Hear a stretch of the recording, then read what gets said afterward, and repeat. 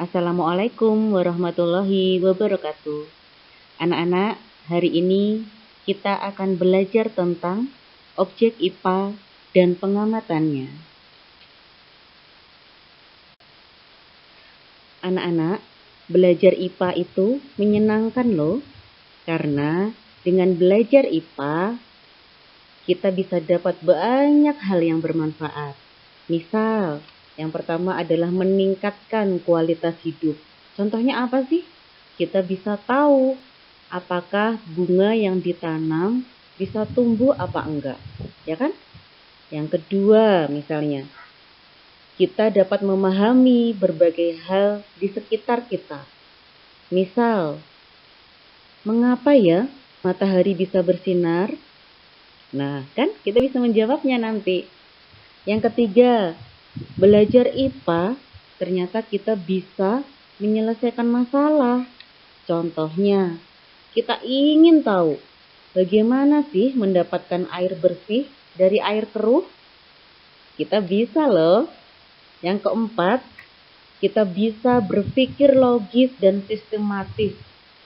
Misalnya kita punya data ini.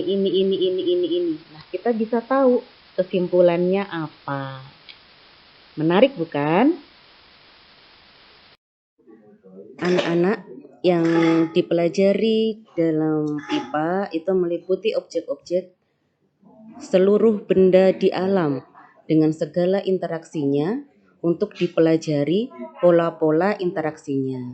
Nah, objek-objek ini bisa berupa benda mati atau benda hidup, atau misalnya interaksi antara benda mati dengan benda hidup, atau benda hidup dengan benda hidup. Dalam penyelidikan IPA, kita akan melewati tahap pengamatan. Nah, pengamatan ini digunakan untuk mempelajari gejala alam atau peristiwa alam. Misalnya gejala alam biotik atau gejala alam abiotik. Misalnya apa gejala alam biotik itu? Misalnya bagaimana makhluk hidup bisa tumbuh dan berkembang, bisa bereproduksi, bagaimana bisa bergerak, dan sebagainya. Nah, kalau gejala alam abiotik, misalnya kan pada benda mati, itu bagaimana angin bertiup, bagaimana gunung api meletus, bagaimana air sungai bisa mengalir ke laut, dan sebagainya. Jadi, memang pengamatan dalam IPA itu adalah salah satu kegiatan untuk mempelajari IPA. Nah, ini sangat penting untuk kalian mempunyai keterampilan mengamati. Merupakan salah satu keterampilan yang harus dimiliki dalam mempelajari IPA.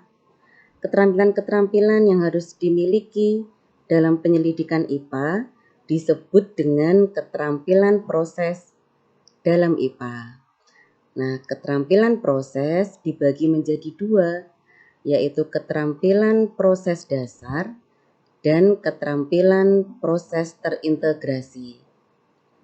Keterampilan proses dasar dikelompokkan menjadi mengamati, mengklarifikasi, mengukur, memprediksi, menggunakan alat, menyimpulkan, dan mengkomunikasi. Sedangkan keterampilan proses terintegrasi terdiri dari mengenali variabel, membuat tabel data, membuat grafik, menggambarkan hubungan antar variabel, mengumpulkan dan mengolah data, menganalisis penelitian, menyusun hipotesis, mendefinisikan variabel, merancang penelitian, dan melakukan eksperimen. Nah, keterampilan-keterampilan ini harus dimiliki untuk kalian semua, ya. Anak-anak, ini adalah salah satu kegiatan pengamatan. Misalnya kalian bisa pergi ke luar rumah, lalu kalian bisa mengamati beberapa jenis bunga atau tanaman yang ada di rumah kalian. Lalu kalian bisa buat tabel seperti ini. Misalnya ada jenis bunga beberapa, lalu kalian amati bagaimana warnanya, bentuk daunnya, bagaimana jenis batangnya, dan sebagainya. Nah, ini artinya kalian sudah melakukan kegiatan pengamatan. Adalah salah satu contoh lagi ya, kalian bisa mengamati beberapa jenis tepung misalnya. Lalu kalian rasakan, lalu bagaimana baunya, bagaimana teksturnya, bagaimana warnanya, dan sebagainya. Ini juga adalah bentuk dari pengamatan. Anak-anak, dalam melakukan kerja ilmiah, maka kita harus mempunyai sikap ilmiah. Apa saja sikap ilmiah itu? Misalnya adalah rasa ingin tahu, kita harus jujur terhadap data pengamatan kita, lalu kita harus terbuka terhadap pendapat orang lain, harus kreatif, harus teliti, harus objektif, dan dapat bekerja sama dalam tim. Nah, sikap-sikap ilmiah ini harus kita miliki dalam proses kita melakukan kerja ilmiah.